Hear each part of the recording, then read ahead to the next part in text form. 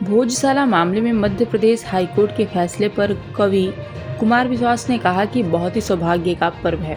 महाराज भोज जो भारतीय संस्कृति, साहित्य और भारतीय कला के प्रतिपादक माने जाते थे, जिनके माध्यम से भारतीय मनीषा पूरे विश्व में गूंजी, जिस भगवती का उन्हें साक्षात साक्षात्कार हुआ, वे सरस्वती जहां भोजशाला में विराजमान थी, आज वहां भारतीय न्याय संहिता से हिसाब से निर्णय प्राप्त हुआ है। मन में बड़ी टीस रहती थी कि कभी वाग्देवी वहां विराजमान हो और हम उनके दर्शन उस भाव से कर सके, और आज ये संभव हो पाया है।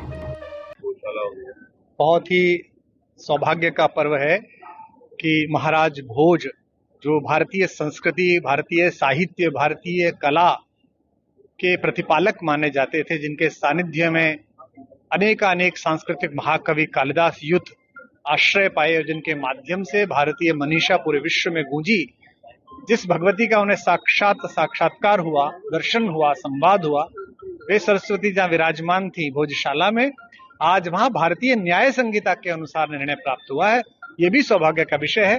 मेरा सौभाग्य है कि कई बार मैं वहां पहुंचा हूं धार में, और वहां मैंने दर्शन किए हैं उस स्थान के, और मन में बड़ी टीस रहती थी कि कभी वाग्देवी वहां स्वयं विराजमान हो और हम उनके दर्शन उस भाव से कर सकें, महाराजा भोज के भाव से। आज मन बड़ा प्रसन्न है और मैं आशा करता हूं कि शेष भी जो भारतीय अस्मिता के गौरव चिन्ह हैं, चाहे वो काशी में हो, चाहे वो मथुरा में हो, भारतीय समाज में, चाहे वो किसी भी समाज का हो, चाहे हमारे अल्पसंख्यक भाई हो, उनको ये सुबुद्धि आए, उनके अंदर ये आनंद पैदा हो कि वे भी भारत के ही हिस्से हैं। कुछ 100 वर्ष पहले किसी दुर्घटना के कारण उन्होंने किसी दूसरे मत में आस्था व्यक्त की है, लेकिन उनका जो डीएनए है वो भारतीय का ही है, वो राम का ही है, वो कृष्ण का ही है। तो वहां से भी मुक्ति पर्व प्रारंभ हो और भगवान अपने पूर्ण वैभव के साथ विराजमान हो। विश्व इस समय अशांत है, ऐसे समय में मनीषा ही काम आएगी, बुद्धि ही काम आएगी, और वे भारतेश्वरी, वे कला संस्कृति की देवी हम सब के हृदय में यही सत्यम शिवम सुंदरम आरोपित करें, यह कामना है।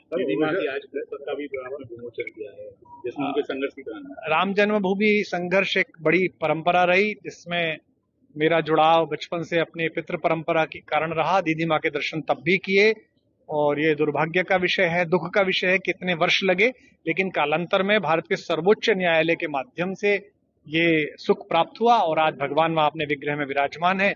उस लोकार्पण पर्व पर जब प्राकट्य पर्व हुआ तब भी उपस्थिति हुई, और लगातार जाने की होती है। आज भोजशाला का निर्णय आया है तो मन में दूना हर्ष है। तो यही वजह है कि आप परंपरागत नहीं, ये तो सामान्य प्रतिदिन की ही मुद्रा है। ने सवाल उठाए, उन्होंने कहा है कि अयोध्या में मामला अलग था, उन्होंने कहा अयोध्या में कब्जा नहीं था, लेकिन भोजशाला में कब्जा था, और निर्णय असंवैधानिक है।